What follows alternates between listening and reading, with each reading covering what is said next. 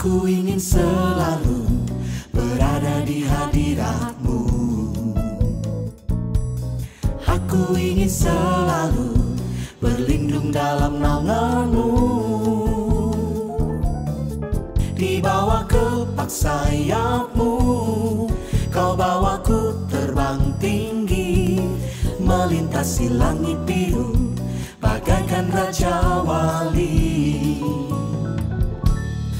Aku ingin selalu berada di hadirat-Mu.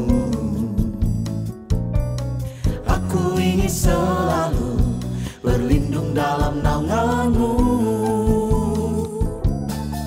Di bawah kepak sayap-Mu, Kau bawaku terbang tinggi, melintasi langit biru bagaikan Raja Wali.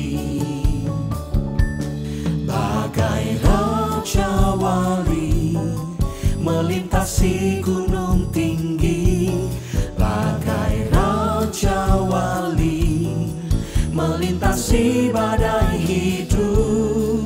Di bawah kepak sayap-Mu, Kau bawaku terbang tinggi, melintasi langit biru bagaikan Raja Wali.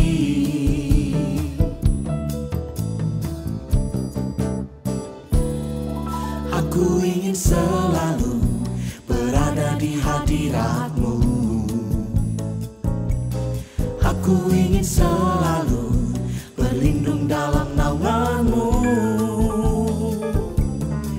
Di bawah kepak sayap-Mu, Kau bawaku terbang tinggi, melintasi langit biru bagaikan Raja Wali.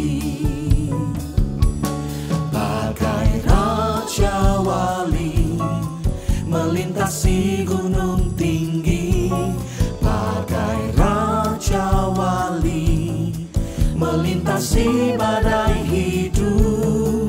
Di bawah kepak sayap-Mu, Kau bawaku terbang tinggi, melintasi langit biru bagaikan Raja Wali.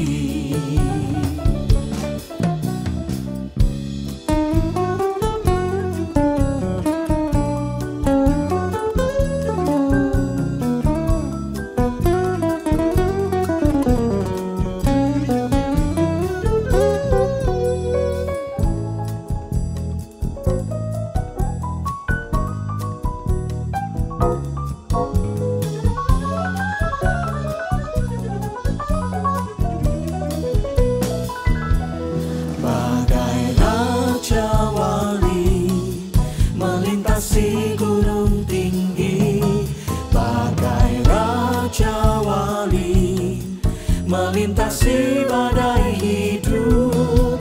Di bawah kepak sayap-Mu, Kau bawaku terbang tinggi, melintasi langit biru bagaikan Raja Wali.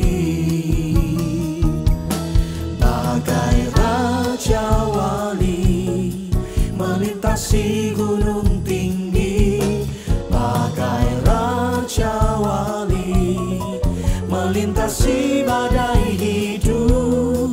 Di bawah kepak sayap-Mu, Kau bawaku terbang tinggi, melintasi langit biru bagaikan Raja Wali. Melintasi langit biru bagaikan Raja Wali, melintasi langit biru bagaikan Raja Wali.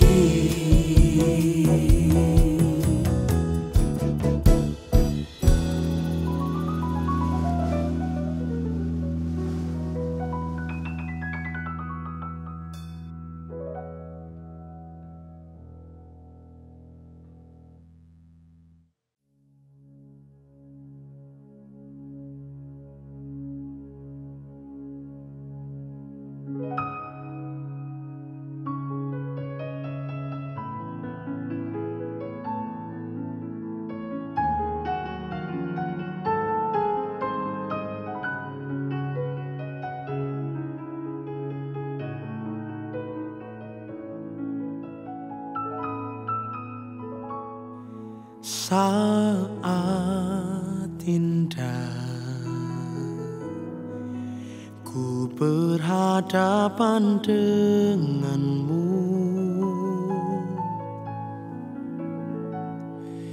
memandang wajahmu, Yesus kekasih jiwaku.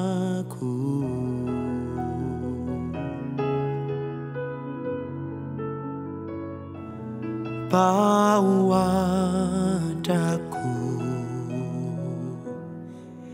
erat dalam pelukanmu,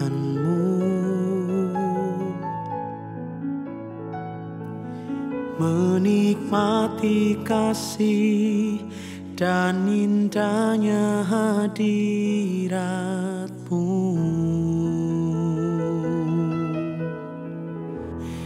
Hadiratmu Tuhan ku rasakan,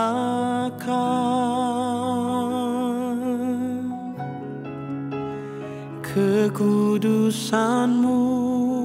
Bapa penuhiku.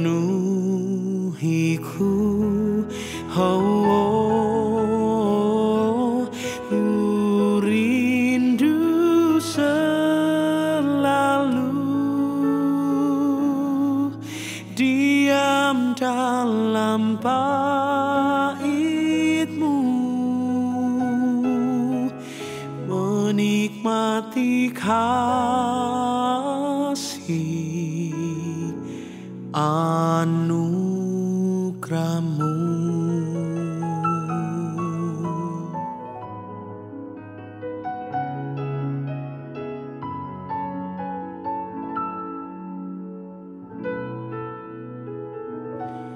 Saat indah ku berhadapan denganmu,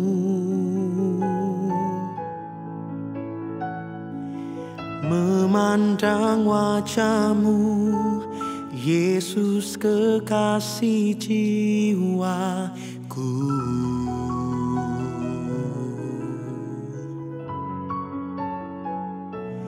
Bawa daku erat dalam pelukan-Mu,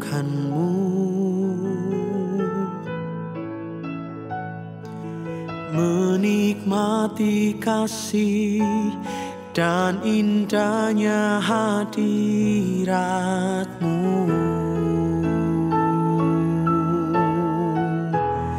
Hadirat-Mu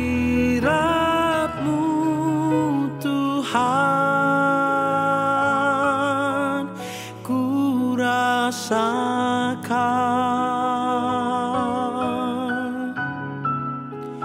kekudusan-Mu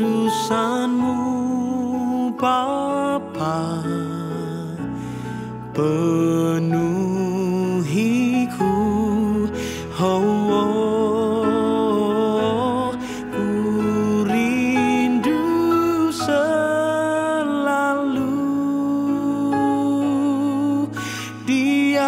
Dalam bait-Mu, menikmati kasih anugerah-Mu.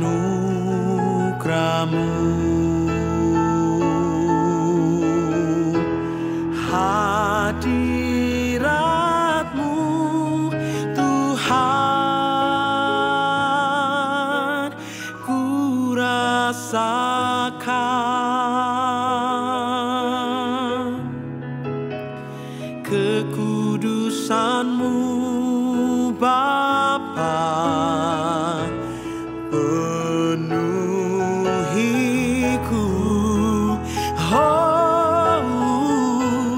Ku rindu selalu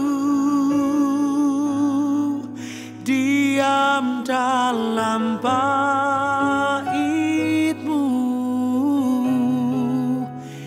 menikmati kasih anugerah-Mu.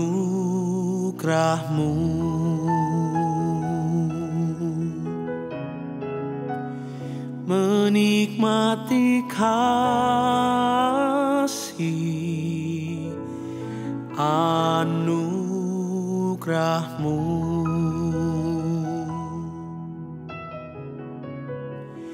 Menikmati kasih anugerah-Mu.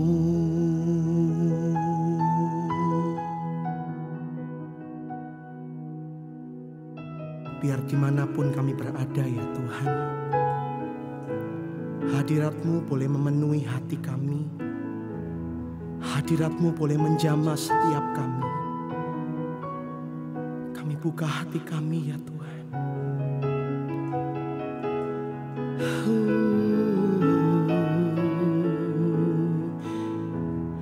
Hadirat-Mu Tuhan memulihkan aku. Hadirat-Mu Tuhan, oh, memenuhi aku.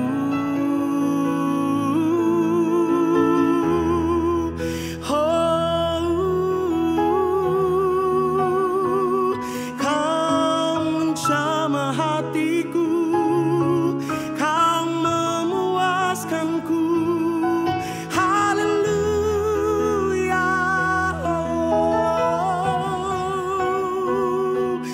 Kami buka hatiku, haleluya.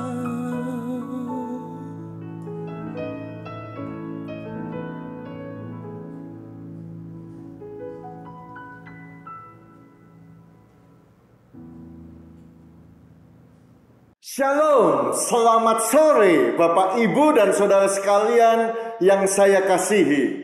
Jemaat GSKI Betani Surabaya yang ada di Nginden, di Manyar, di Sukomanunggal, di Citraland, Yobel, Veteran, Juanda, Gunung Sari, dan cabang-cabang sekitarnya. Saya mengucap syukur kepada Tuhan, dan saya berterima kasih banyak tentunya kepada Bapak Gembala dan Ibu Gembala, Pak Aswin dengan Ibu Monika Tanusa Putra, yang sudah memberikan kepercayaan kepada saya untuk melayani dan menyampaikan firman Tuhan kepada saudara yang ada di Surabaya pada ibadah raya hari ini, Minggu tanggal 24 Januari.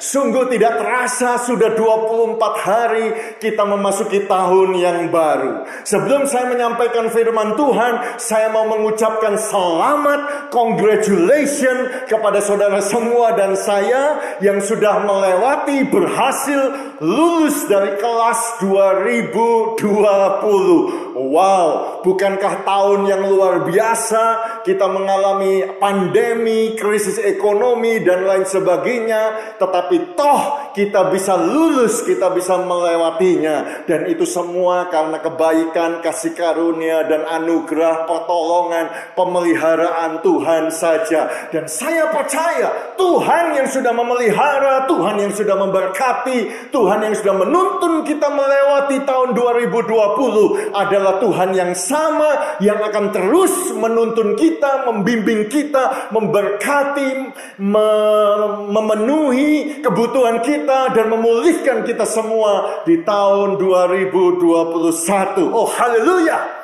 Hari ini saya memberikan judul, tema khotbah adalah Baal Perazim, yang diambil dari kisah yang tercatat di 2 Samuel pasal yang ke-5 dan 1 Tawarikh pasal yang ke-14. Apa itu Pak Baal Perazim? Artinya adalah God of the breakthrough. Tuhan yang menerobos, Tuhan yang memberikan terobosan, Tuhan yang berjalan di depan kita, menerobos lawan-lawan dan musuh seperti air menerobos. Saya mau menguatkan saudara bahwa kita punya Tuhan, namanya Yesus Kristus Tuhan. Dia Tuhan yang hebat, Dia Tuhan yang dahsyat, Dia Tuhan yang menerobos, memberikan breakthrough, memberikan mujizat. Dan sampai hari ini Dia melakukan tanda ajaib buat saudara dan buat saya. Sebelum kita masuk ke dalam teks yang akan kita baca, sebagai introduction, saya mau menguatkan saudara dan sekaligus memberikan satu warning. Dan mungkin ini adalah poin pertama yang saya mau sampaikan, bahwa warning ini atau peringatan ini, Tuhan yang kau percayai adalah Tuhan yang kau dapatkan.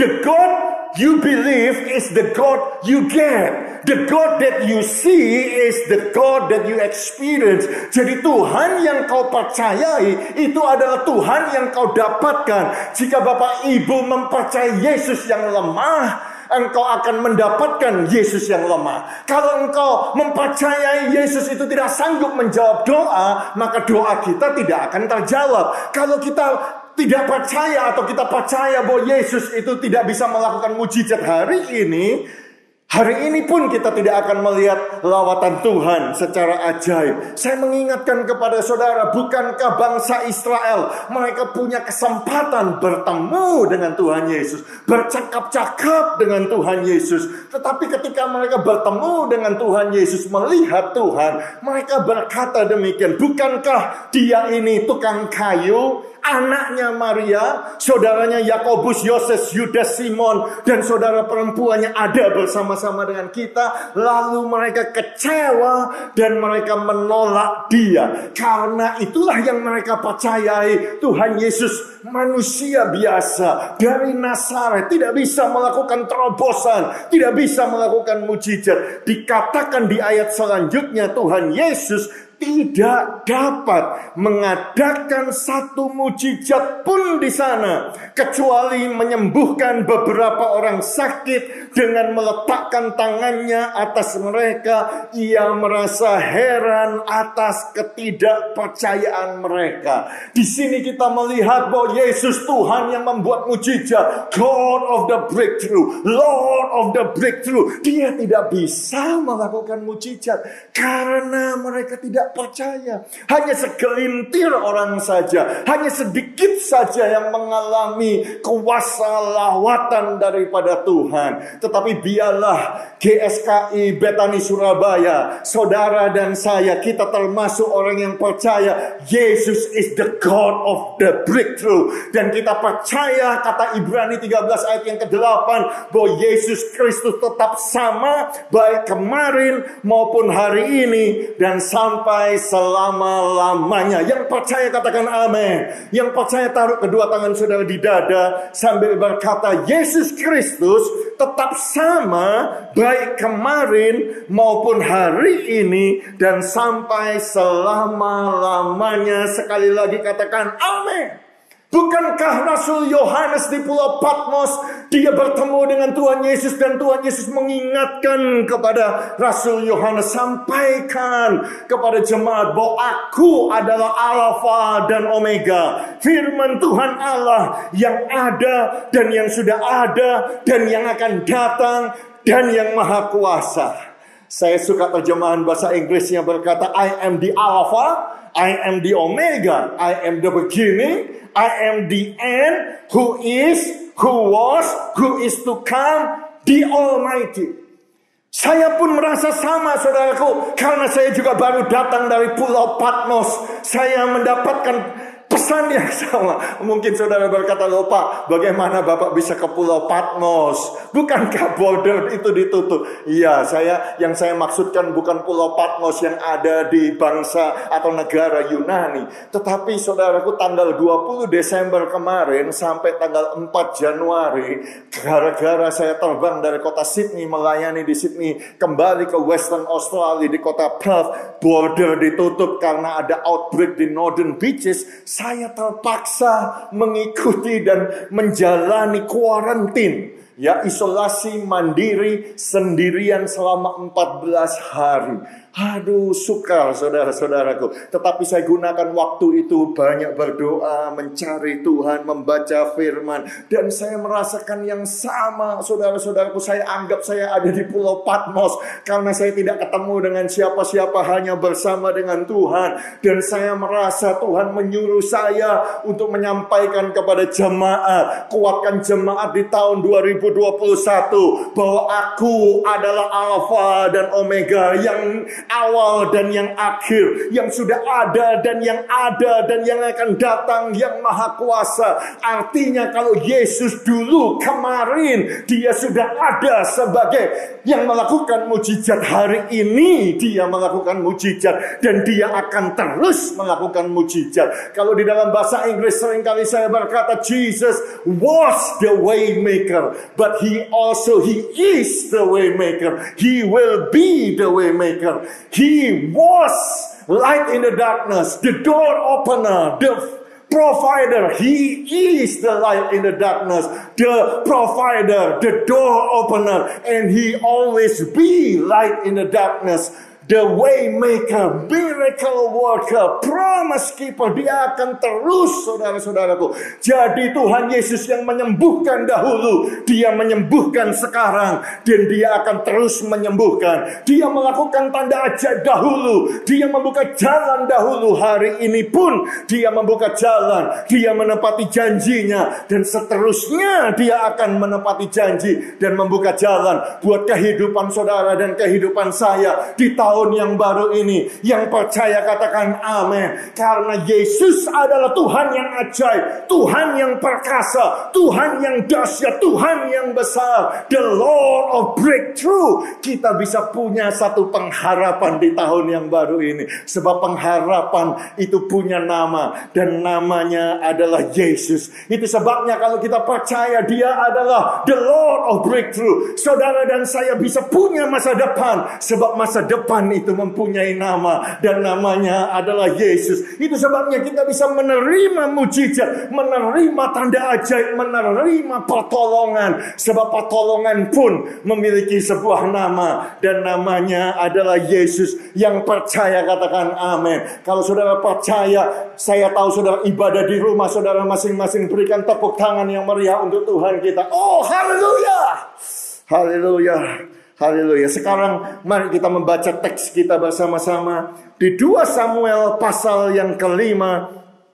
Topiknya adalah Daud memukul kalah orang Filistin. Kita akan membaca ayat yang ke-17 sampai ayat yang ke-25. Ketika didengar orang Filistin bahwa Daud telah diurapi menjadi raja atas Israel, maka majulah semua orang Filistin untuk menangkap Daud. Tetapi Daud mendengar hal itu, lalu ia pergi ke kubu pertahanan. Ketika orang Filistin itu datang dan memencar di lembah Refraim, bertanyalah Daud kepada Tuhan, apakah aku harus maju melawan orang Filistin itu? Akan kau serahkankah mereka ke dalam tanganku? Tuhan menjawab Daud, majulah, sebab aku pasti akan menyerahkan orang Filistin itu ke dalam tanganmu. Lalu datanglah Daud di Baal Perasim dan memukul mereka kalah di sana. Berkatalah ia, Tuhan telah menerobos musuhku di depanku seperti air menerobos. Sebab itu orang menamakan tempat itu Baal Perasim. Orang Filistin itu meninggalkan berhalanya di sana. Lalu Daud dan orang-orangnya mengangkatnya. Ketika orang Filistin maju sekali lagi dan memencar di lembah Refraim, maka bertanyalah Daud kepada Tuhan, dan ia menjawab, janganlah maju, tetapi buatlah gerakan lingkaran sampai ke belakang mereka, sehingga engkau dapat menyerang mereka dari jurusan pohon-pohon kartau. Dan bila engkau mendengar bunyi langkah di puncak pohon-pohon kartau itu, maka haruslah engkau bertindak cepat. Sebab pada waktu itu Tuhan telah keluar berperang di depanmu untuk memukul kalah tentara orang Filistin. Dan Daud berbuat demikian seperti yang diperintahkan Tuhan kepadanya. Maka ia memukul kalah orang Filistin mulai dari Geba sampai dekat Geser. Amin. Berbahagialah orang yang membaca, merenungkan, menghafalkan, mentaati, dan belajar akan firman Tuhan. Haleluya. Bapak, Ibu, dan saudara sekalian, kisah ini sangat menarik. Sebab kisah ini mencatat ketika orang Filistin mendengar kalau Daud diurapi menjadi raja, dikatakan majulah semua orang Filistin. Dikatakan when they heard that David has been anointed over the king of Israel, dikatakan majulah mereka. They all went up in full force.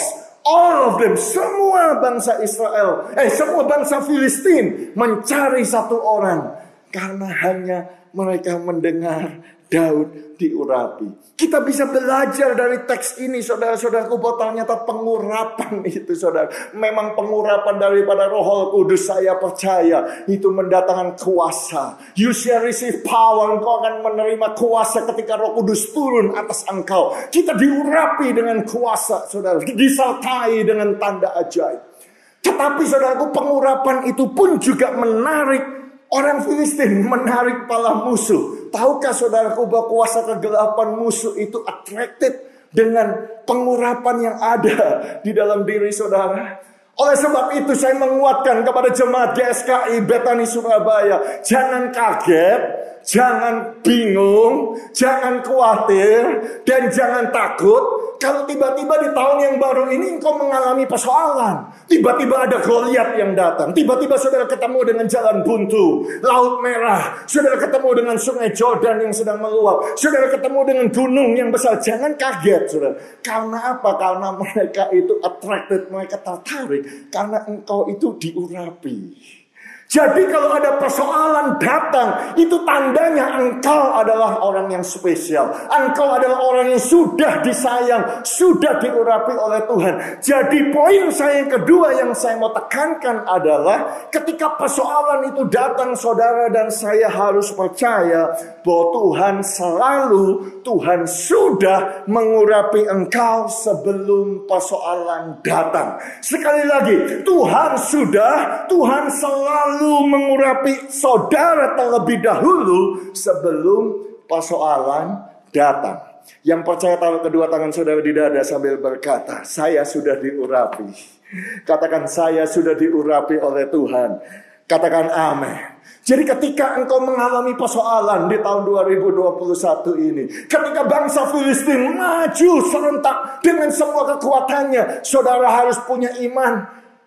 Aku sudah disiapkan Tuhan untuk persoalan ini. Aku sudah dipersiapkan. Aku sudah punya pengurapan ini. Jika saudara terima Yesus Kristus Tuhan sebagai Tuhan dan Juru Selamat, saudara lahir baru, saudara dibaptiskan dengan air, saudara dibaptis dengan bahasa roh oleh Roh Kudus, dan saudara sudah berdoa di dalam bahasa roh, engkau punya pengurapan. Haleluya. Sehingga saudara tidak perlu khawatir lagi. Kenapa saudaraku? Karena Tuhan itu selalu mempersiapkan umatnya sebelum persoalan itu datang. Kenapa saya berkata demikian, saudara-saudaraku? Karena konteks kisah yang kita baca ini, Daud diurapi. Ini adalah yang ketiga kali di dalam diri Daud diurapi. Ya, tentu saudara bisa membaca misalnya di 1 Samuel pasal 16 ketika Daud itu masih muda, diperkirakan mungkin 12-13 tahun usianya. Ada beberapa ahli teologi berkata demikian, dikatakan ia kemerah-merahan, matanya indah, parasnya elok, dan Tuhan berfirman kepada Samuel, bangkitlah, urapi dia, sebab inilah dia. Samuel mengambil tabung tanduk yang berisi minyak itu, mengurapi Daud di tengah-tengah saudaranya. Alkitab berkata sejak hari itu dan seterusnya berkuasalah roh Tuhan atas Daud. Apakah Daud terima pengurapan menjadi raja? Dia langsung jadi raja di Yerusalem. Dia kembali ke padang gurun menggembalakan kambing domba. Dia ketemu dengan singa, ketemu dengan beruang. Tetapi sebelum dia ketemu dengan singa, sebelum dia ketemu dengan beruang, Tuhan sudah mengurapi Daud terlebih dahulu. Dan pengurapan yang Daud terima di 1 Samuel pasal 16 adalah pengurapan itu. Pengurapan untuk mengalahkan Goliat. Pengurapan untuk mengalahkan banyak tentara Filistin. Dan kemudian kita baca juga saudaraku di 2 Samuel 2 ayat yang keempat, ketika orang-orang Yehuda datang mengurapi Daud menjadi raja atas kaum Yehuda di Hebron. Dia diurapi untuk yang kedua kali. Itu adalah pengurapan untuk dia menjadi raja selama 7 tahun dan 6 bulan. Artinya Tuhan sudah mengurapi Daud untuk masa hidup itu, untuk kepemimpinan itu, untuk persoalan yang akan dihadapi Daud selama 7 tahun dan 6 bulan. Dan kembali ke konteks ini di 2 Samuel pasal 5 ayat yang ketiga, kita semua tahu bahwa semua tua-tua Israel datang menghadap Daud di Hebron. Kemudian mereka di Hebron mengurapi Daud menjadi raja atas Israel. Dan pengurapan ini saudaraku menuntun Daud untuk memerintah selama 33 tahun. Artinya apa? Tuhan selalu mengurapi saudara dan saya sebelum persoalan itu datang. Kalau saya bisa ilustrasikan, saya sebagai ayah, saudaraku, saya tidak akan membawa anak saya. Karena anak saya yang kedua usia 18 tahun mau tes nyetir mobil. Saya tidak akan langsung drop dia untuk ujian. Saya mempersiapkan dia, mengajarkan dia. Setelah dia siap baru saya bawa ke tempat ujian. Bukan? Contoh lain saudaraku, istri saya di Western Australia adalah guru bahasa Indonesia di Rehoboth Christian School. Mengajar kelas 7 sampai kelas 12.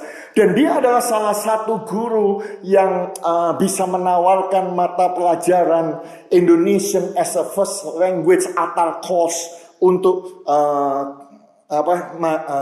student kelas 12 untuk masuk universitas. Tentu sebagai guru dia mempersiapkan, dia mendidik anak-anaknya, ya atau murid-muridnya, memberitahu dulu bagaimana caranya, contoh-contoh soal dan lain sebagainya. Setelah itu baru guru itu melepaskan anaknya untuk pergi ujian.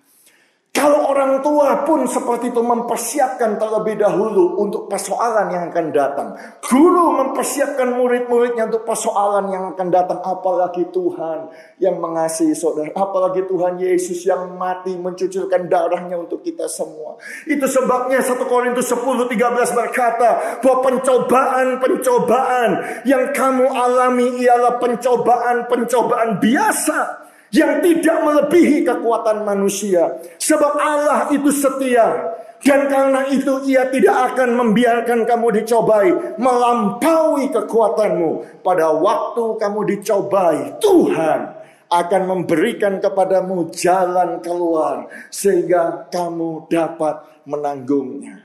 Saya suka sekali terjemahan Amplified Bible, dikatakan, but along with the temptation, God has in the past and is now and will always provide the way out as well, so that you will be able to endure it without yielding and will overcome temptation with joy.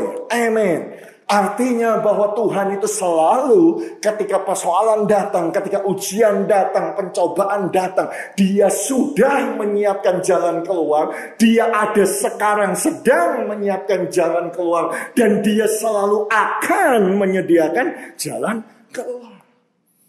Oh haleluya. Engkau sudah diurapi sebelum persoalan datang. Masuki tahun 2021 dengan iman, dengan kepala yang tegak, dengan menguatkan hati, dengan menguatkan iman. Percaya bahwa apapun persoalan yang kita hadapi di tahun yang baru, aku sudah diurapi, sudah dipersiapkan dengan jalan keluar. Bahkan Tuhan sudah menyediakan jalan keluar untuk semua persoalan yang ada di tahun 2021 ini. Yang percaya katakan amin. Selanjutnya mari kita kembali kepada teks kita. Ketika didengar orang Filistin bahwa Daud telah diurapi menjadi raja atas orang Israel, majulah semua bangsa Filistin menangkap Daud. Kita sambung saudaraku, tetapi Daud mendengar hal itu. Lalu ia pergi ke kubu pertahanan. Ketika orang Filistin itu datang dan memencar di lembah Refaim, bertanyalah Daud kepada Tuhan. Wow, saudara-saudaraku, ternyata Daud dia pergi ke kubu pertahanan dulu dan dia berdoa mencari Tuhan dan bertanya kepada Tuhan. Sehingga poin saya ketiga yang saya mau sampaikan kepada jemaat GSKI Betani di Surabaya, berdoa kepada Tuhan adalah langkah wajib sebelum menghadapi persoalan. Sekali lagi saya ulangi, berdoa kepada Tuhan adalah langkah wajib sebelum menghadapi persoalan. Yang mau berdoa, taruh kedua tangan saudara di dada sambil berkata, saya akan berdoa kepada Tuhan. Katakan, saya mencari Tuhan. Saya berdoa kepada Tuhan terlebih dahulu sebelum menghadapi persoalan. Katakan amin. Wow, saya mau katakan kepada saudara, Daud bukannya malas. Daud bukannya menunda. Ketika dia diserang, ketika dia dikepung, kenapa dia tidak langsung perang? Kenapa dia tidak langsung menghadapi persoalan? Daud mengerti satu prinsip, sebelum engkau menghadapi persoalan, engkau perlu datang dulu kepada Tuhan. Itu sebabnya dia pergi ke kubu pertahanan. Bukankah itu yang saya alami, saudara-saudaraku? Dipaksa lagi. 14 hari saya ada di kubu pertahanan. Ya, saya sebut Pulau Patmos. Saudara tahu, saya pertama-tama memang sulit. Saya mengambil komitmen, Tuhan saya mau berdoa. Saya gunakan, saudaraku, saya komitmen paling sedikit 8 jam. Saudaraku, dalam satu hari seperti orang bekerja, saya membaca firman, membaca komentari, saya memuji, menyembah, menuliskan khotbah. Saudaraku, saya sudah menulis 14 khotbah. Jadi satu hari, satu khotbah saya menulis, belajar tentang akhir zaman. Dan saya juga pakai berdoa. Aduh, saudara-saudaraku, pertama memang susah karena ya saudara berdoa, saya lihat jam gitu, aduh, saya pikir sudah lama, ternyata cuma 15 menit. Saudara berdoa lagi sambil nyanyi, saudara, saya pikir udah jam-jaman, saya lihat cuma ternyata baru 45 menit, saudara. Tetapi saya lakukan itu, ternyata saya belajar sesuatu bahwa Tuhan mau kita itu membangun satu fondasi. Tuhan mau kita membangun hidup kita didasari oleh mengandalkan dan berdoa dan mencari Tuhan. Dan seringkali kita lupa akan hal itu ketika persoalan itu datang. Kita terburu-buru langsung menghadapi persoalan itu. Kita lupa bahwa kita perlu datang ke hadirat Tuhan. Kita perlu berlutut. Kita perlu mencari Tuhan. Dan kita perlu mencari Tuhan dan berdoa. Dan Daud mengerti akan hal ini. Kenapa saya berkata demikian? Daud yang diurapi menjadi raja atas seluruh Israel ini.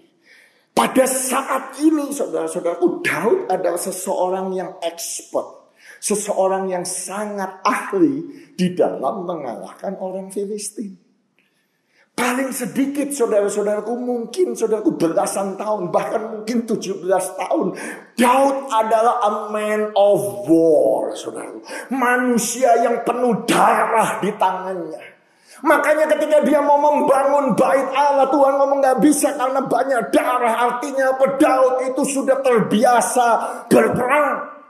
Sejak dari muda dia kalahkan singa. Sejak dari muda dia membunuh beruang. Siapa sih dari kita yang bisa membunuh singa atau beruang? Itu dia sudah lakukan dari muda.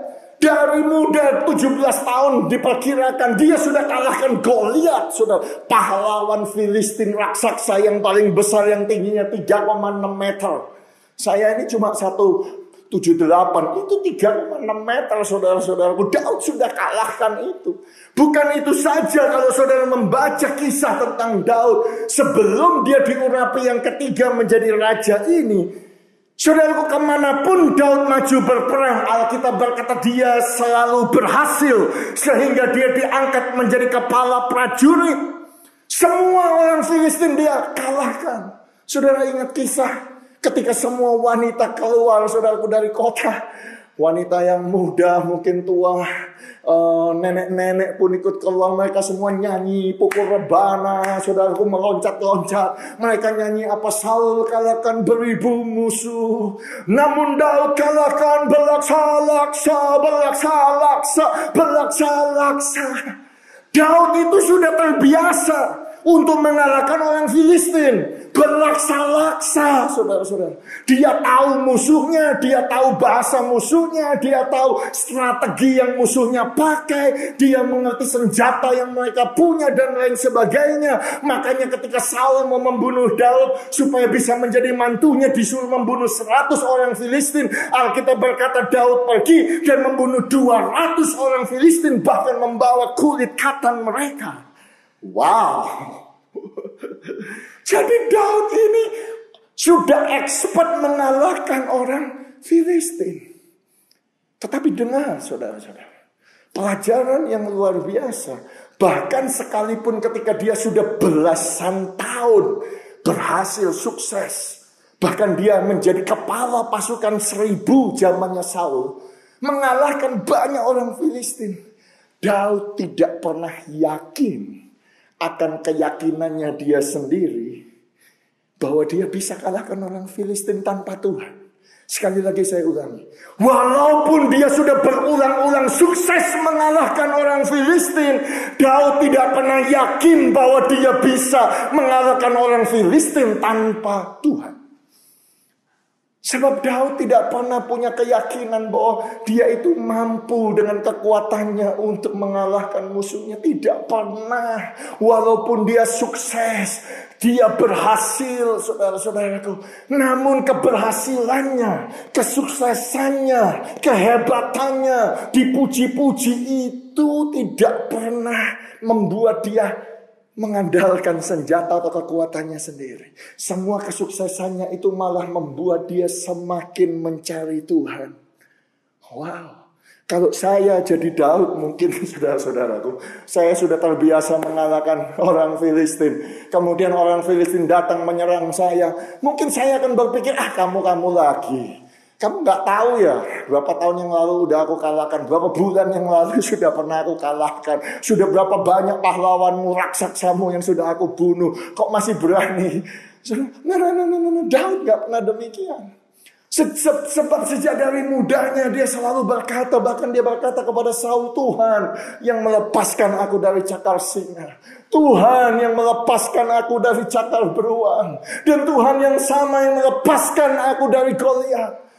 Makanya saudaraku, ketika dia berhasil kalahkan musuh, dia selalu berkata, itu Tuhan, itu Tuhan, itu Tuhan. Karena Daud mengerti ketika mengalahkan Goliat, dia cuma punya tongkat, dia cuma punya 5 batu licin, dan dia cuma punya kantung gembala, dan dia cuma punya umban, saudara-saudara. Tetapi dia datang kepada Goliat dan berkata, engkau mendatangi aku dengan pedang, tombak, dan lembing, tetapi aku mendatangi engkau demi nama Tuhan semesta alam. Supaya segenap jemaah ini tahu bahwa Tuhan menyelamatkan bukan dengan pedang, bukan dengan lembing, tetapi di tangan Tuhanlah pertempuran. Demikianlah Daud mengalahkan orang Filistin. Dengan umban dan batu ia mengalahkan orang Filistin itu, membunuhnya tanpa pedang di tangannya. Oh, haleluya. Haleluya.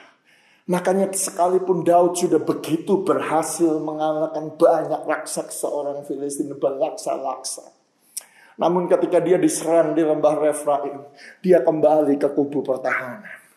Dia kembali berdoa. Wow, bukankah ini satu pelajaran yang penting buat saudara dan saya? Makanya saudaraku, saya pikir Tuhan itu punya rencana buat saya untuk 14 hari saya masuk di kubu pertahanan. Untuk berdoa supaya saya tahu bahwa pelayanan yang saya lakukan, gereja yang berusaha kami bangun, Injil yang berusaha kami beritakan, itu bukan kami beritakan dengan kekuatan manusia, tetapi kami beritakan dengan kekuatan yang ajaib, yang luar biasa. Haleluya. Karena kita tidak bisa mengandalkan kekuatan kita. Itu sebabnya ada satu teguran kepada kita. Contoh saja saudaraku, kalau kita sekolah ekonomi misalnya, ya toh. Dulu saya juga sekolah ekonomi sarjana 1, ya toh. Bachelor of Economy, saya lulus cum laude dari Fakultas Ekonomi di Ubaya. Ya saudara bisa tanya dosen saya Pak Ponco, saudara-saudaraku. Ya toh, saya majornya finance, keuangan. Saya ambil S2, saudara-saudara. Rasanya di luar negeri heboh, saudara. Ngambil Doctor of Business Administration, PhD, permanent head damage, saudara-saudara. Tetapi saya mau katakan kepada saudara, walaupun punya banyak pelajaran ketika badai ekonomi datang, apakah kita bisa mengandalkan ilmu kita? No. Kita tetap perlu masuk ke kubu pertahanan dan bertanya dan mencari Tuhan. Saudara-saudaraku yang kekasih, ketika saya sampaikan ini, saya berkata, mungkin ada di antara saudara yang merupakan doktor, profesor, saudara mengerti di bidang medikal, saudara ahli bedah, ahli vitamin, nutrisi dan lain sebagainya. Tetapi ketika sakit penyakit datang, seringkali kita mengandalkan apa yang kita tahu, keberhasilan yang kita tahu bertahun-tahun, 20 tahun, 30 tahun. Ada seorang dokter berkata, Pak, betul apa yang Bapak sampaikan. Saya sebagai seorang dokter seringkali ketika masalah datang, yang saya ingat adalah ilmu saya, keberhasilan saya. Saya lupa untuk datang di kaki Tuhan, masuk kubu pertahanan, mencari Tuhan. Itu sebabnya seringkali saya mengingatkan bahwa berdoa adalah langkah yang wajib kita lakukan setiap kali sebelum kita menghadapi persoalan. Apakah saudara yang sekolah mungkin punya gelar psikologi, psikiater, tapi ketika masalah keluarga datang, bagaimana kita bisa menghadapi konseling dengan ilmu kita? Tidak bisa, saudara-saudara. Makanya Daud bisa berkata demikian, some trust in chariot, some trust in horses, but we trust in the name of the Lord our God. Bahasa Indonesianya demikian, orang ini memegahkan kereta, orang itu memegahkan kuda, tetapi kita bermegah dalam nama Tuhan Allah kita. Kenapa kok kuda dan kereta? Karena zaman itu kalau orang perang mau menang, yang mereka andalkan adalah kereta, yang mereka andalkan adalah kuda. Tetapi Daud berkata mereka rebah dan jatuh karena mereka mengandalkan kuda dan kereta. Tetapi kita yang bermegah kepada Tuhan, mempercayai nama Tuhan, kita akan tetap bangun, berdiri dan tegak. Dan Daud berkata kesimpulannya, sekarang aku tahu bahwa Tuhan memberi kemenangan kepada orang yang diurapinya dan menjawabnya dari surganya yang kudus dengan kemenangan yang gilang gemilang oleh tangan kanannya. Sebab hanya Tuhan yang bisa memberikan kemenangan buat saudara dan saya. Sebab dia ada the Lord of breakthrough, Baal Perasim. Dialah yang menerobos, memberikan kemenangan di depan kita. Ada satu kesaksian yang menarik yang mungkin saya bisa share sebentar kepada saudara. Saya kenalkan kepada saudara jemaat kami yang ada di Bethany, Sydney, Elisa dengan Harry. Ya, mereka adalah pasangan suami istri. Tanggal 24 November kemarin ketika Harry berulang tahun, Elisa bersaksi kepada saya, Kohanan terima kasih. Maksudnya tahun kemarin Tuhan membuat sesuatu yang luar biasa. Ya, Koko berdoa ya supaya suamiku yang kecanduan ngerokok, ternyata Tuhan jawab, tiba-tiba dia berhenti merokok langsung. Gara-gara dia merokok tiba-tiba jadi pahit. Saya nggak pernah berdoa bahwa ngerokok itu bisa jadi pahit. Saya nggak pernah tahu, tetapi ternyata dia ngerokok jadi pahit, kayak mau muntah begitu. Akhirnya berhenti. Kemudian terima Yesus Kristus Tuhan. Kemudian mau dibaptis jadi orang Kristen. Kemudian diteguhkan pernikahan mereka kembali. Keluarganya dipulihkan. Wow, luar biasa. Saudara, kalau saya mau berkata kepada saudara, kenapa kok ini bisa, padahal itu pergumulannya Elisa begitu lama. Inilah yang saya berkata kuasa daripada Tuhan. Ya, inilah yang saya berkata Tuhan yang tiba-tiba datang, Tuhan yang tiba-tiba menerobos seperti air. Iya. Dari kesaksian ini sekarang saya tahu. Lain kali kalau ada jemaat yang sedang kecanduan minum minuman atau kecanduan merokok atau kecanduan obat-obatan, mungkin saya akan tumpang tangan dalam nama Yesus. Nanti akan jadi pahit, engkau akan menjadi sakit dan muntah keluar semua, saudara-saudara. Enggak. Amin. Tetapi ini menunjukkan bahwa bukan kuat dan bukan gagah kita, tetapi semua karena Roh Tuhan. Itu sebabnya sebelum memasuki peperangan, sebelum menghadapi persoalan, pergilah ke kubu pertahanan, mencari Tuhan dan berdoa.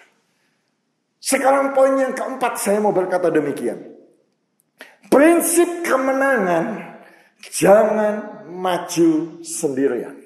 Sekali lagi, saya mengingatkan kepada jemaat GSKI Betani Surabaya, apapun yang akan kau hadapi di tahun 2021, kalau engkau mau mengalami satu kemenangan yang Alkitab berkata bahkan engkau lebih daripada pemenang di dalam Dia yang memberikan kekuatan kepada kita, prinsipnya adalah jangan maju sendirian. Kita lanjutkan teks itu ya. Orang Filistin itu meninggalkan berhalanya di sana. Lalu Daud dan orang-orangnya mengangkatnya. Kalau sudah membaca dari versi Tawarikh, kemudian dibakar berhalanya. Waktu saya baca teks ini, saya itu bingung, saudara-saudara. Orang kalau berperang kan bawa pedang, bawa lembing, atau bawa tombak, bawa baju sirah, begitu. Tetapi saudara, ngapain orang Filistin itu membawa berhalanya?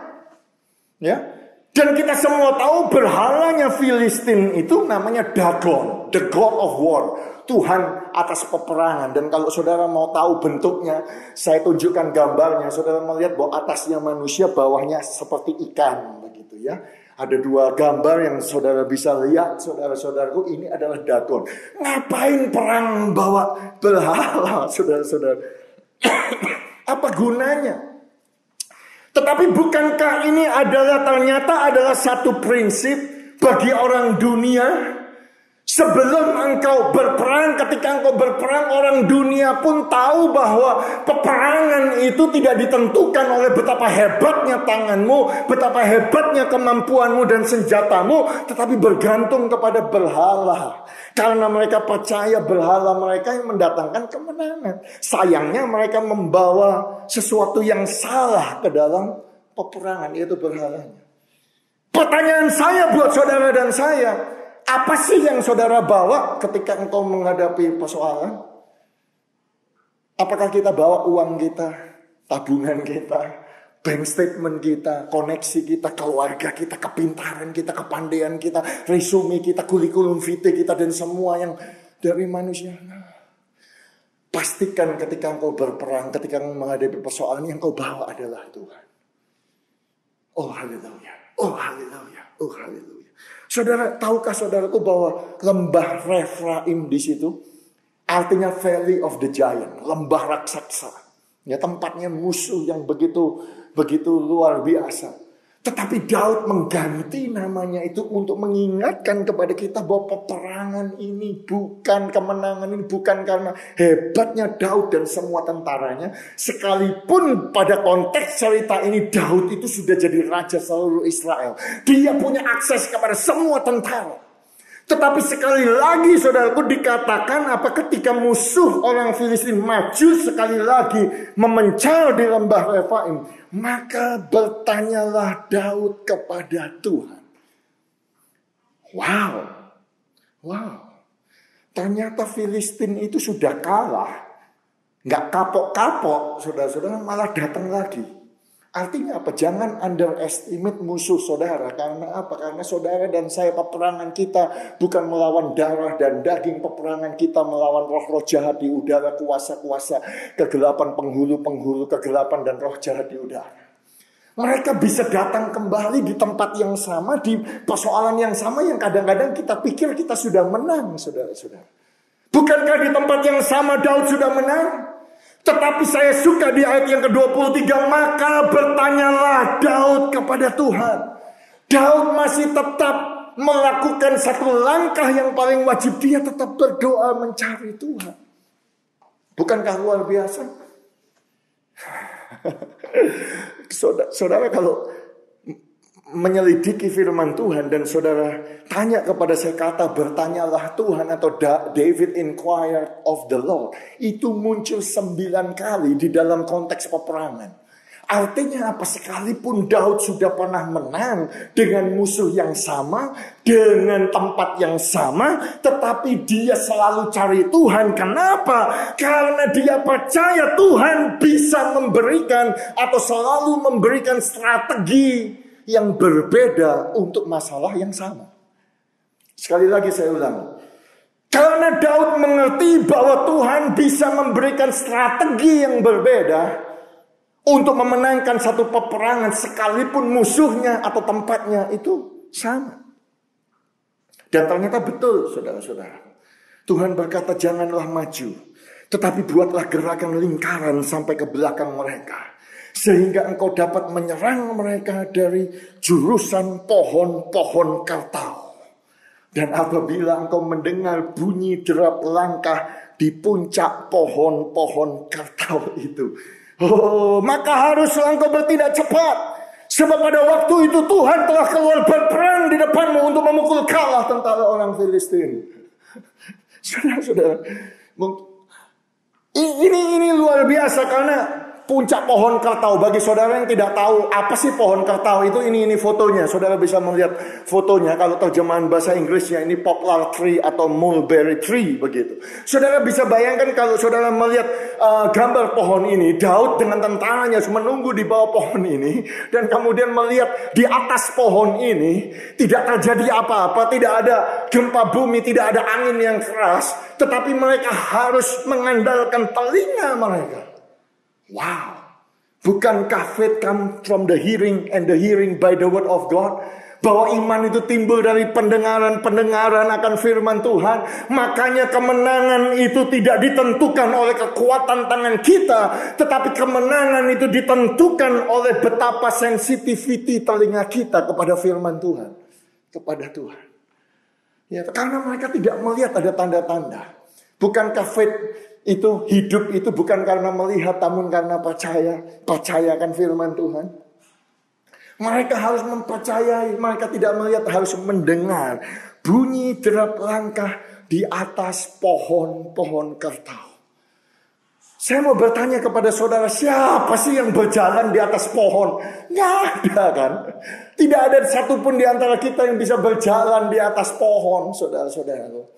Tetapi saya mau katakan kepada saudara, yang berjalan di atas pohon itu adalah tentara surgawi. Oh haleluya, oh haleluya.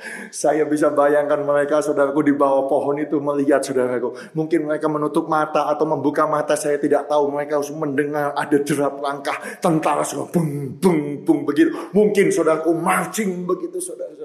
Dan ketika mereka mendengar tentara itu jalan, saudara, Alkitab berkata, maka engkau harus keluar dan berjalan. Sebab Tuhan telah keluar berjalan di depan saudara, menerobos, memberikan breakthrough, memberikan terobosan. Dia yang keluar berperang. Baru tentara itu ikut, saudara. Baru Daud itu ikut. Kenapa saya cerita ini kepada saudara? Bukankah adalah sesuatu yang baik kalau kita tahu kita harus pergi ke rumah sakit? Mungkin ke rumah sakit untuk tes, untuk berobat, untuk masuk rumah sakit, saudara. Bukankah lebih baik kalau kita duduk masuk kubu pertahanan dan kemudian kita mendengar bahwa oleh darah Yesus kita sudah disembuhkan, dan kemudian alangkah lebih baiknya kalau Tuhan berjalan terlebih dahulu dan sampai di rumah sakit terlebih dahulu baru kita sampai. Saudara mengerti maksud saya? Bukankah jauh lebih baik kalau kita perlu interview, mencari pekerjaan, dan kita menunggu Tuhan sampai dahulu baru kita sampai? Bukankah itu prinsipnya adalah apa, saudaraku? Adalah ketika kita menghadapi persoalan, jangan hadapi itu sendiri, jangan dengan kekuatanmu. Tetapi ketika engkau berkata, Tuhan, tuntun langkahku, Tuhan, berjalanlah di mukaku, Tuhan, Kaulah yang maju terlebih dahulu, baru aku mau berjalan. Makanya saudaraku, Musa mempunyai satu prinsip, dia berdoa demikian, dan biarlah doa ini menjadi doa kita bersama di tahun yang baru ini. Kita baru saja 24 hari, 24 Januari hari ini. Biarlah hari ini kita mengambil keputusan seperti Musa berdoa. Musa berdoa demikian kepada Tuhan di Keluaran 33 ayat yang ke-15. Jika engkau sendiri tidak membimbing kami ya Tuhan, janganlah suruh kami berangkat dari sini. Artinya apa, saudara? Tuhan, kalau engkau gak jalan terlebih dahulu, aku gak mau jalan. Kalau engkau tidak bergerak, God, if you don't move, we will not move. We only move when you move first. Kita akan bergerak ketika Tuhan bergerak terlebih dahulu. Jika hadiratmu tidak menuntun kami, jika engkau tidak bersama dengan kami, kami tidak mau berangkat. Saudara bisa bayangkan, saudaraku, mereka ada di padang gurun. 42 kali mereka berkemah selama 40 tahun di padang gurun. Bapak kok tahu 42 ya? Karena ada bukunya, saudara, ada komentarnya. Saudara bisa bayangkan mereka dituntun tiang awan dan tiang api. Ya, saudara bisa bayangkan mereka tidak tahu kapan tiang awan ini berjalan atau tiang api ini berjalan di waktu malam. Dan mereka sudah berkemah, tiba-tiba ketika tiang awan itu jalan, saudara, dan shofar itu dibunyikan, toet, toet. Mereka harus packing dan mereka harus ngikut jalan, saudara-saudaraku, ngikut Tuhan, ngikut tiang awan. Iya, mereka tidak tahu jalan, saudara-saudaraku. Jadi begitu Tuhan jalan, mereka akan ikut. Makanya mereka selamat, karena di padang gurun itu ada banyak ular berbisa. Zaman itu tidak ada air, tidak ada makanan. Mereka tidak mengerti jalan. Yang tahu jalan mungkin cuma Musa, karena Musa sudah pengalaman 40 tahun tinggal di padang gurun. Tetapi Musa pun tidak mau memimpin bangsa itu, tidak mau jalan kalau Tuhan tidak jalan. Saudara bisa bayangkan kalau pada saat itu tiang api bergerak pada waktu malam dan kemudian mereka berkata, nggak apa-apa, aku tidur aja di sini, nggak mau ikut. Mati mereka, ketinggalan di padang gurun. Iya Pak ya? Bukankah ini satu prinsip? Biarlah prinsip kemenangan ini kita pegang, bahwa kita tidak akan pernah berjalan sendirian. Kita tidak akan pernah mampu melewati lulus tahun 2021 tanpa Tuhan. Biarlah kita berdoa. Tuhan, pimpin langkah kami, pegang tangan kami, tuntun langkah kami di tahun yang baru. Jika saudara orang yang mau mengambil keputusan seperti itu, saya mengajak saudara dimanapun saudara beribadah. Mungkin saudara sedang ibadah di kamar tidur saudara beribadah di ruang tamu, saudara beribadah di rumah saudara masing-masing, bangkit berdiri. Dan alangkah baiknya kita membuka kedua tangan kita dan kita berkata, Tuhan, mari kita berdoa bersama-sama. Saudara-saudara, mulai kita berdoa. Tuhan, kami percaya Engkau Tuhan yang ajaib, Tuhan yang besar. Itu sebabnya kami menamakan Valley of the Giant ini, lembah raksasa ini, tempat yang sukar ini, tahun yang orang lain berkata tahun yang sukar, tahun yang penuh dengan pandemi. Kami menamakan tempat ini, kami mengubah namanya Baal Perasim. Tuhan yang hebat, Tuhan yang menerobos, Tuhan yang melakukan mujizat, Tuhan yang melakukan tanda ajaib. Oh haleluya, oh haleluya, oh haleluya. Dan biarlah Tuhan, kami percaya kalau kami mengalami persoalan, kami tahu kami sudah diurapi. Kami sudah menerima pengurapan sebelum persoalan itu datang.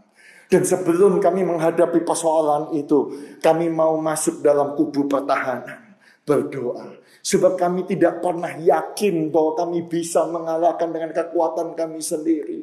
Ya, memang orang memegahkan kereta, mereka memegahkan kuda. Tetapi kami, jemaat GSKI Betani di Surabaya, kami mengandalkan, kami percaya kepada nama Yesus Kristus Tuhan. Tuhan yang menerobos, the Lord of breakthrough.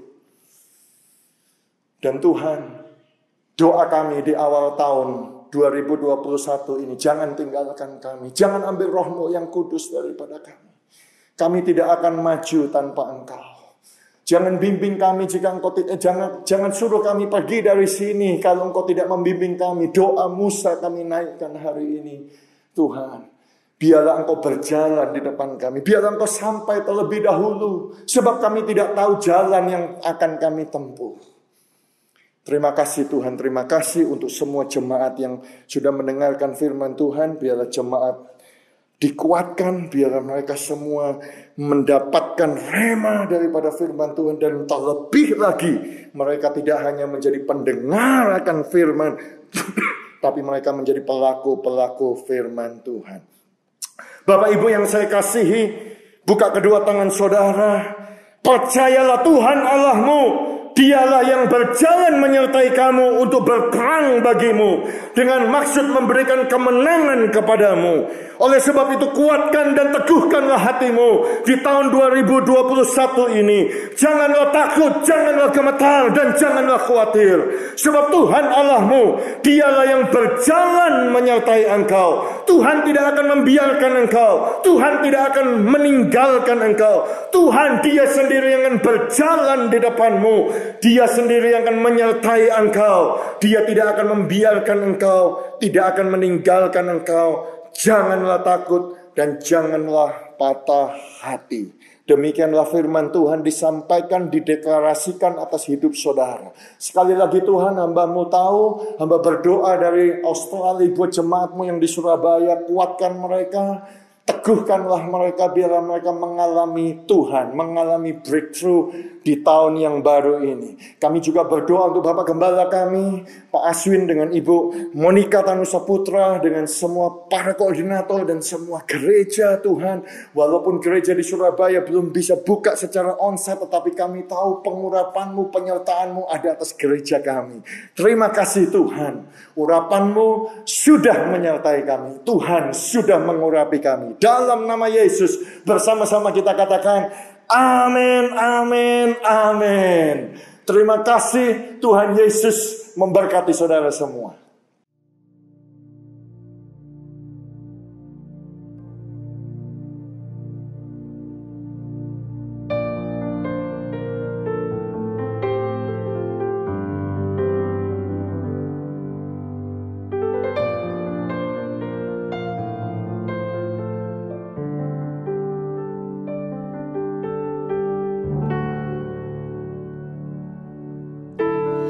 Masuk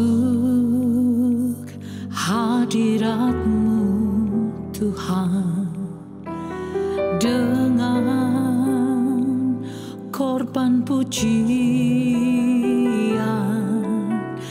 Masuk hadirat-Mu Tuhan, berhiaskan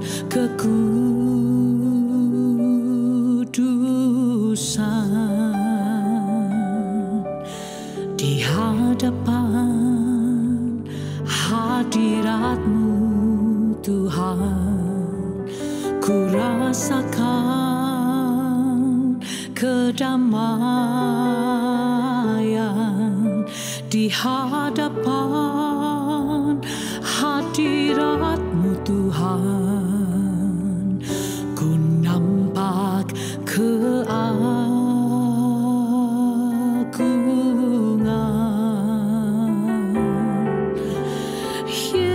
Yesus, ku sembah Kau, sujud di hadapan-Mu. Keinginan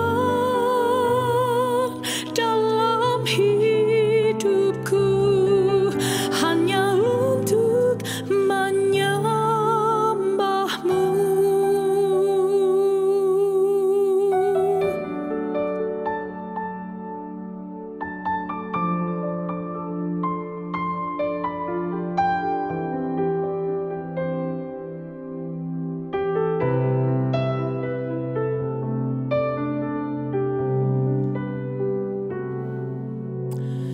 Masuk hadirat-Mu Tuhan, dengan pujian masuk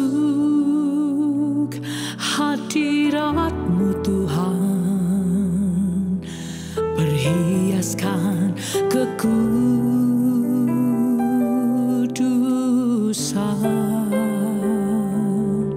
di hadapan hadirat-Mu Tuhan. Ku rasakan kedamaian di hadapan hadirat-Mu Tuhan. Ku nampak keagungan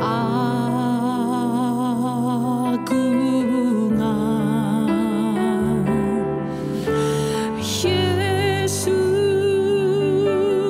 ku sembah Kau, sujud di hadapan-Mu. Keinginan dalam hidupku hanya untuk menyembah-Mu.